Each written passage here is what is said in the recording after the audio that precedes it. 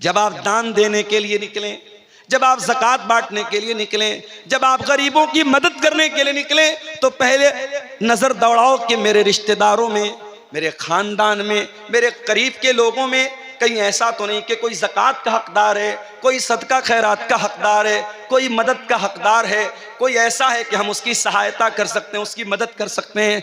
अगर कोई रिश्तेदार है तो पहले उसकी मदद करो।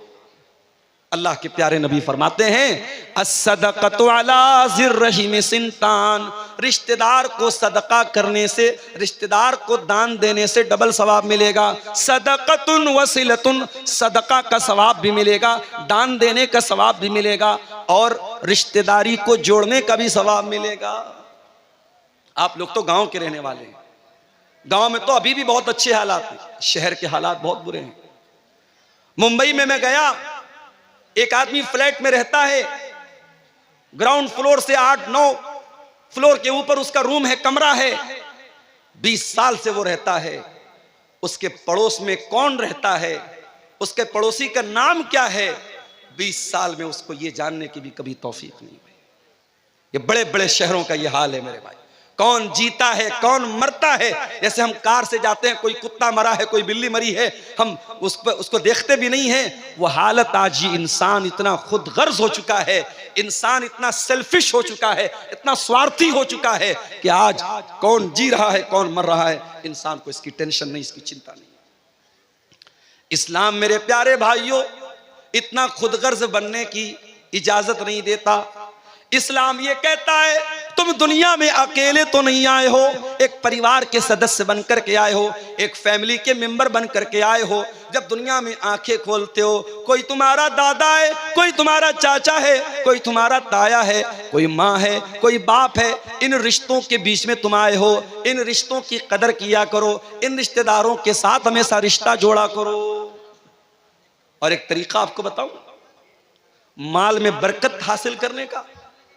अगर आप ये चाहते हैं कि आपके माल में बरकत पैदा हो, आपके पैसे में बरकत आ जाए, आपके घर में ढेर सारा पैसा आ जाए, आइए आपको एक तरीका बताता हूं।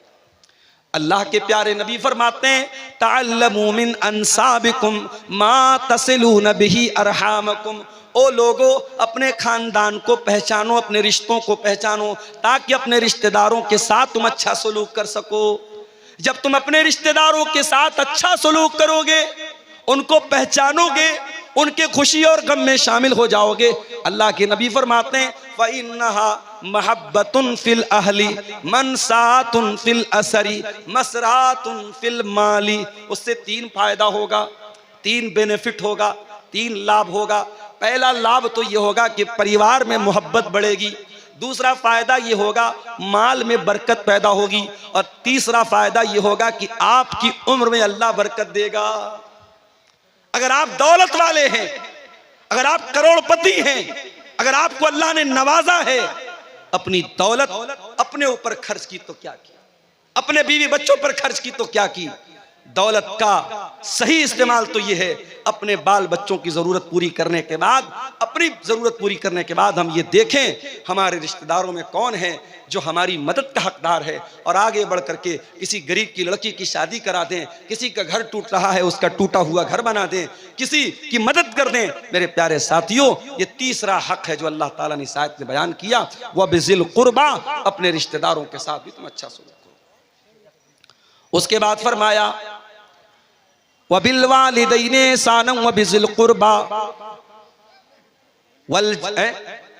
वल यतामा, और यतीम के साथ तुम अच्छा सलूक करो। यतीम किसको बोलते हैं? अनाथ, जिसके बाप का इंतकाल हो गया। दुनिया में इंसान बाप की कदर नहीं करता, लेकिन जब बाप मरता है तब इंसान को महसूस होता है कितनी बड़ी दीवार होता है बाप। जिस बच्चे का बाप इंतकाल कर जाए, जो बच्चा यतीम हो जाए, अनाथ हो जाए, आज मदरसों में देखो अनाथ बच्चे पढ़ते हैं, जिन बच्चों के बाप जिंदा हैं वो घर से फ़ोन करते हैं, बच्चों की हाल चाल लेते हैं, बच्चों को पैसा भेजते हैं, कभी कभार मिलने के लिए आते हैं, बच्चों को टॉफ़ी देते हैं, सामान दे देते हैं। सोचो उन्हीं बच्चों में जो बच्चा अनाथ है, जो बच्चा यतीम है, वो बेचारा अपने आप को कितना बेबस महसूस करता है। सारे लोगों को प्यार करने के लिए उनका बाप मौजूद है, मेरा कोई बाप नहीं है, मेरे बाप दुनिया में नहीं है। इसलिए अल्लाह ताला यतीम के साथ, अनाथ के साथ अच्छा सलूक करने का हुक्म देता है। फरमाया वल यतामा, और अपने यतीमों के साथ तुम अच्छा सलूक करो। और माशाअल्लाह देखिए, बच्चा लाया है चांदी का कोई सामान, कौन दिया बेटा? अम्मी दी। चलिए, अल्लाह ताला जिसने भी इस बच्चे को के जरिए भेजा है, अल्लाह उसके चंदे को कबूल फरमाए और उसके हक में सदका जारिया बनाए।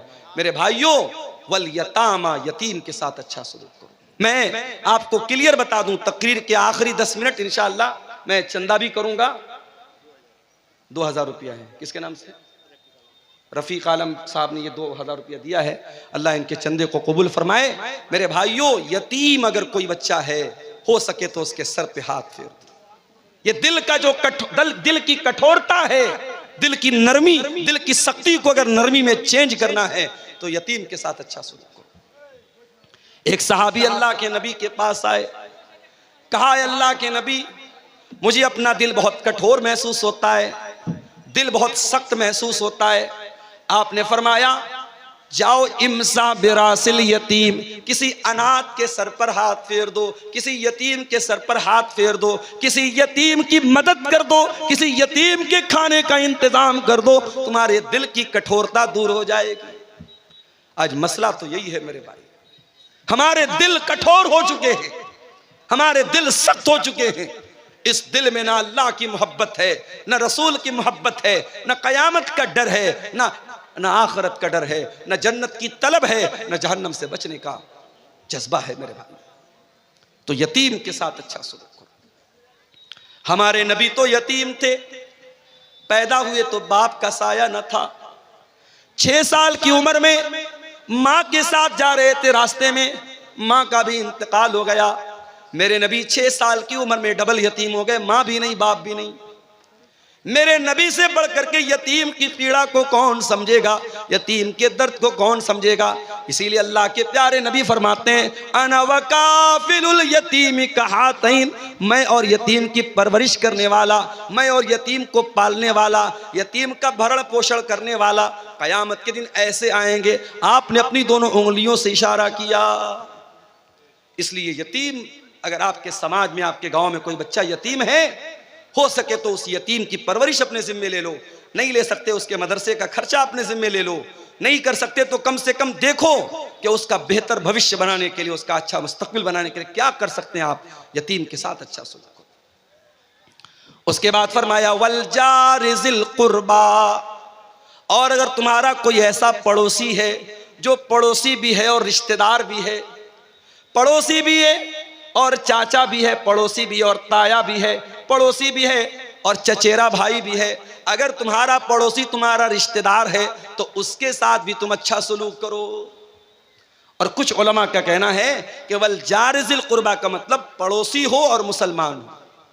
इस्लाम तो वो धर्म है मेरे भाइयों, इस्लाम तो वो मजहब है, अगर आपका पड़ोसी मुसलमान नहीं है, नॉन मुस्लिम है, हिंदू है, सिख है, ईसाई है, किसी भी मजहब का मानने वाला है, आपका पड़ोसी किसी भी संप्रदाय से, किसी भी वर्ग से, किसी भी जाति से, किसी भी धर्म से ताल्लुक रखता है, इस्लाम ये कहता है अपने पड़ोसी को तकलीफ न पहुंचाना, अपने पड़ोसी के साथ अच्छा सलूक करना।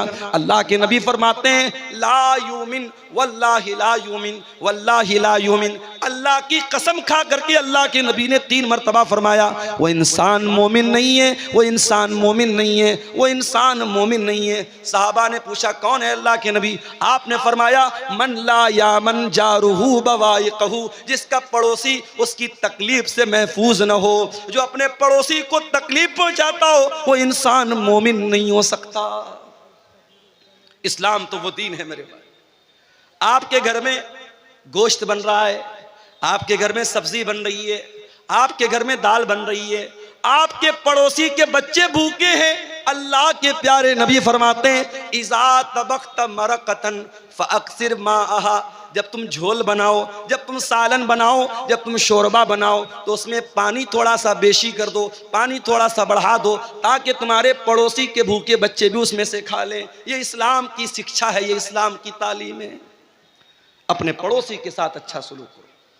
मेरे प्यारे साथियों, समय बहुत कम है, आप आइए, आते रहिए अगर आप मोहब्बत करते हैं, और मैं जानता हूं कि आप मोहब्बत करते हैं। इतने बड़े बड़े प्रोग्राम आप कराते हैं और यूपी से आप मुझे बुलाते हैं, तो यकीनन आपके दिल में कहीं ना कहीं मोहब्बत है। आप आगे बढ़िए और अल्लाह ने जितना नवाजा है दिल खोल करके आइए। ये माल, ये दौलत दुनिया में रह जाएगा, लेकिन इस मदरसे में और कुरान पढ़ने वाले इन बच्चों को आप जो दान देके जाएंगे इंशाअल्लाह वो आपको काम देगा, आखिरत में काम देगा, और हमारी दुआएं आपके साथ रहेंगी। आप आते रहिए और मुसाफा करते हुए यहाँ मदरसे को दान देते जाइए। मेरे प्यारे साथियों, मैं कुरान की सूरह निसा की आयत नंबर 36 पढ़ रहा हूँ, और इस आयत में 10 बातें अल्लाह ताला ने बयान की है, और इन 10 बातों को आपके सामने रख रहा हूँ। अल्लाह की इबादत करो, अल्लाह के साथ किसी को शरीक मत करो, माता पिता के साथ अच्छा सलूक करो, और रिश्तेदारों के साथ अच्छा सलूक करो, और यतीमों के साथ अच्छा सलूक करो। उसके बाद कहा वल जार ज़िल कुर्बा, उस पड़ोसी के साथ अच्छा सलूक करो जो पड़ोसी तुम्हारा रिश्तेदार है। उसके बाद फरमाया वल जारिल जुनुबी, और उस पड़ोसी के साथ भी तुम अच्छा सलूक करो जो पड़ोसी तो है मगर अजनबी है, तुम्हारा रिश्तेदार नहीं है, तुम्हारा रिलेटिव नहीं है, तुम्हारा संबंधी नहीं है। अगर पड़ोसी है किसी दूसरे मजहब का है, उसके साथ भी तुम्हें अच्छा सलूक करते रहना है।